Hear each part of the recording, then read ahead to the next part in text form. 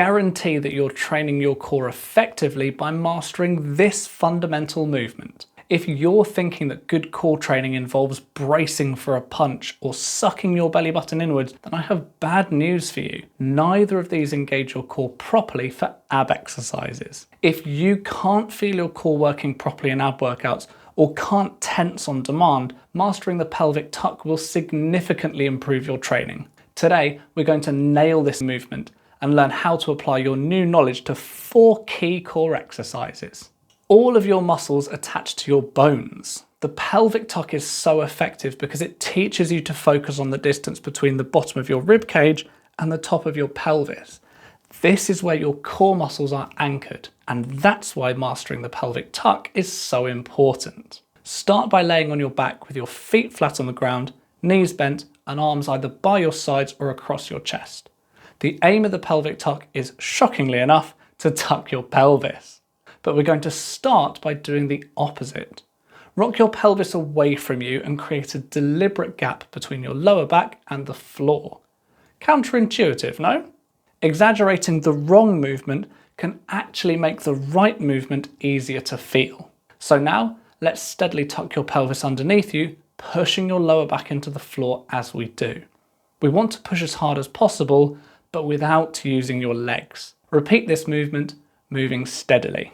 Once you've got the basic idea of the movement down, there are 2 cues I suggest to maximize the effectiveness. Cue 1 comes back to how your core works. That's the distance between the bottom of your rib cage and top of your pelvis. As you're laying on your back, use your thumb on one hand to find the bottom of your ribs. At the same time, use your middle finger to find your pelvis. We can now feel the 2 parts of your body to which your core muscles attach. Whilst going through the pelvic tuck, try and focus on feeling your pelvis move. Notice the distance between ribcage and pelvis shortening. This conscious focus will help when we apply this to other exercises in a moment. Cue 2 is a check to make sure you're bracing correctly. As you're laying on your back, take one finger and push gently into your stomach. As you tuck your pelvis and push into the floor, you should be able to feel your core muscles engage under your finger. If it still feels soft or hollow, there's an easy fix. Do a small cough and you'll feel the core muscles engage. Keep practicing this until you can consistently feel your core engage with every rep. You're now gaining the ability to deliberately engage your core. This exercise isn't usually difficult per se, but we can take the principle and use it to increase the effectiveness of every other core exercise. Remember, core muscles attach between pelvis and rib cage.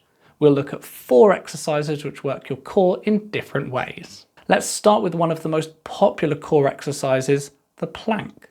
Very common, but very rarely done well. Usually people push up through their shoulders and toes.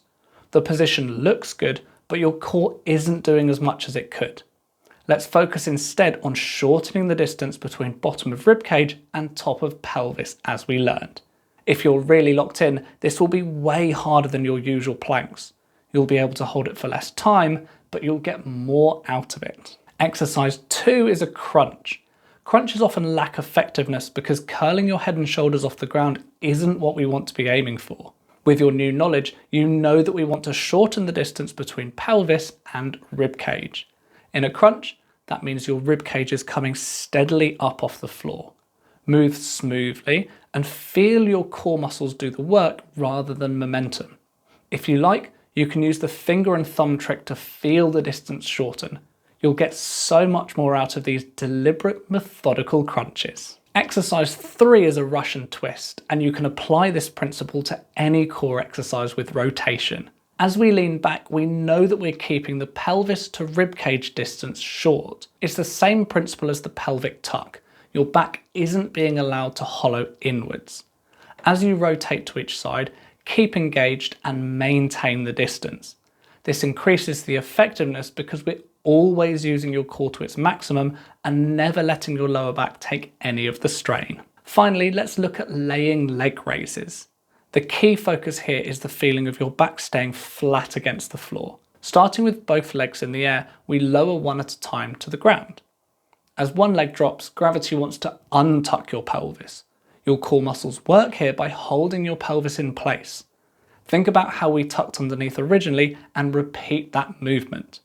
The difference here is that we hold the brace rather than releasing and re-engaging. Your core will always work a little in leg raises, but by focusing on how to maximize effectiveness, you'll feel it so much more. Armed with this knowledge, you're ready to get every little bit of progress possible from your core. It's vital to start by making sure that you can feel your core with the pelvic tuck and understand its function. Again, your core attaches between the bottom of your ribcage and top of pelvis.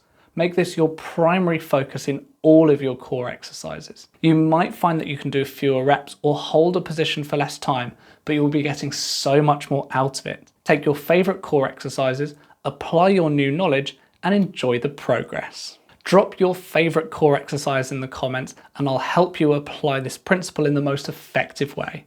For more health and fitness insights delivered from experience and with integrity, subscribe to me. Thanks.